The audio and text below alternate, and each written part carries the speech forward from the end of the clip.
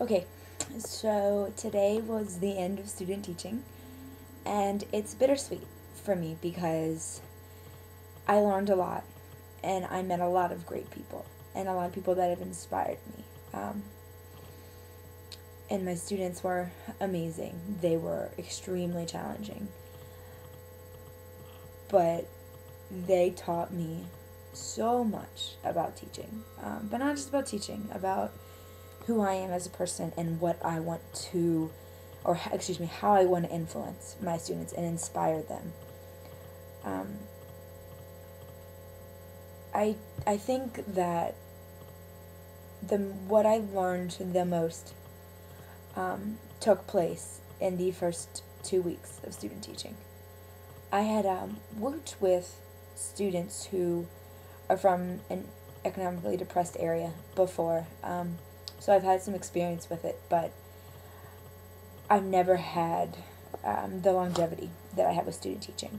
Um, and I didn't know anything about their backgrounds or their home lives, until a couple weeks into it. But what I did at the beginning of my student teaching experience paid off throughout my entire unit, and especially at the end. Um, my goal for the first 3 days of student teaching was to learn all of their names, because I could not stand when someone got my name wrong when I was in school, because my students will be treated as individuals and not just as students. And I think that's extremely important. And we read that in the first days of school book when we talked about, classroom management and setting a foundation, letting students know how you're going to run the classroom and what's expected of them. That all needs to happen within the first week.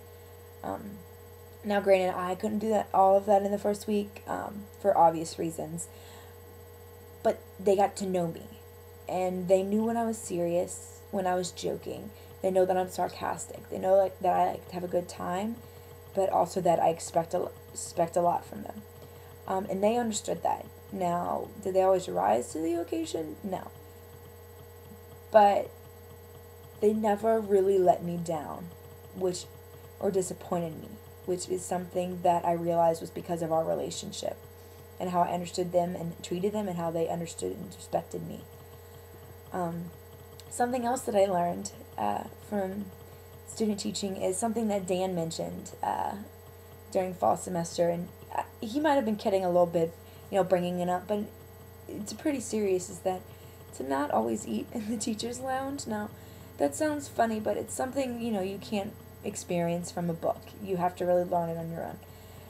And I wouldn't say all the time, but there's just so much negativity that goes on in there, and I know these teachers are stressed, and I know that they don't get a lot of support, and I understand all of that, but to call students stupid and pedophile is just beyond me. I don't get it. I don't get what right teachers have to say that about students, because then they're not doing their job. And regardless of whether you say it behind their back or to their face, the students know that you think that about them. They know that by the way you treat them, and you may treat them differently, subconsciously. Like, you may not realize you're doing it, but it does show. And I've learned to not always eat in the teacher's lounge, and I know that sounds funny, but to me it was something that I couldn't really read.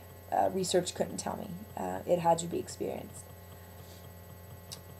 A few other things that I learned from student teaching is that I'm still not sure what my ideal grade level would be to teach. I love middle schoolers to death. I think they're hilarious, and I get along with them really well. But I'm not sure the content is mature enough for me.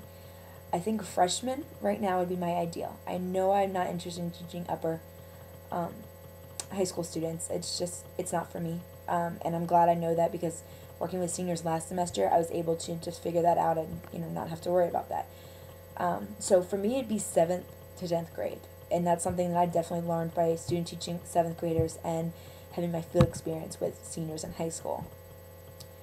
A few other things that I learned, and I'll just admit right now, is that I was a huge skeptic of technology. Not so much that I didn't think it was beneficial because obviously you see your students with iPods. What's the easiest way to engage them? Use what they're interested in. And I understand that. But I just wasn't sure that using all the new technologies would be beneficial for them as students. But, after doing action research project and podcasting, I was just amazed at how excited my students were. And the value added behind it changed for me from the beginning of what I had planned to the end of the project.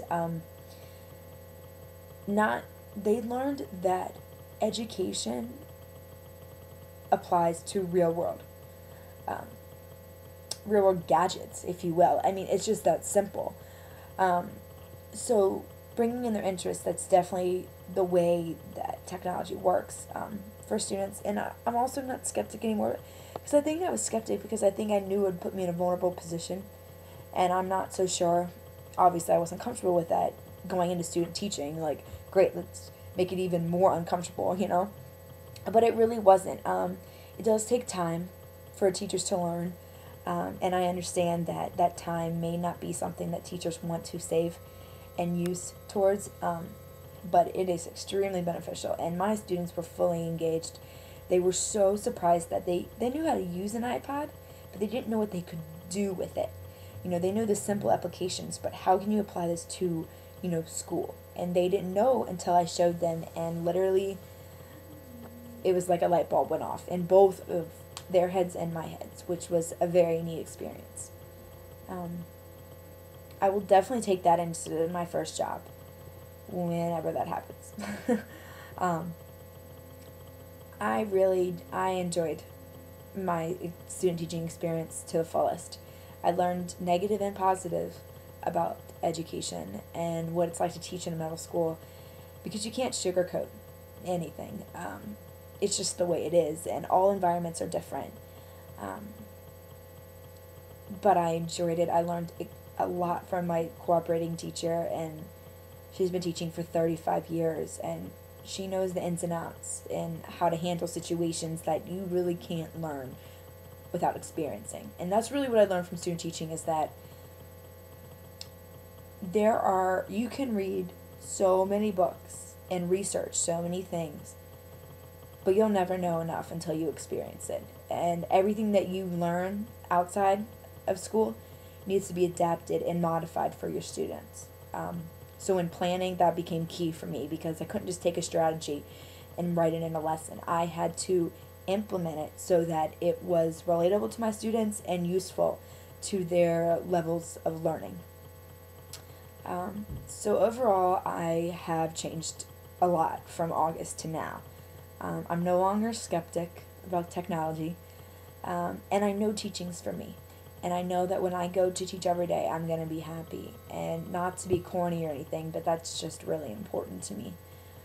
To know that what I wanted to do since I was a freshman in high school is something I still want to do 9-10 years later. So I'm so excited about what the future holds. I just hope it holds a job. But whatever happens, I'll let happen. But I hope you guys all enjoy the festivities this weekend, meaning the spring game. And I'm about to ramble, so I'm going to go, so I can save you guys from that. But I hope you all have a good weekend, and I will see you on Monday.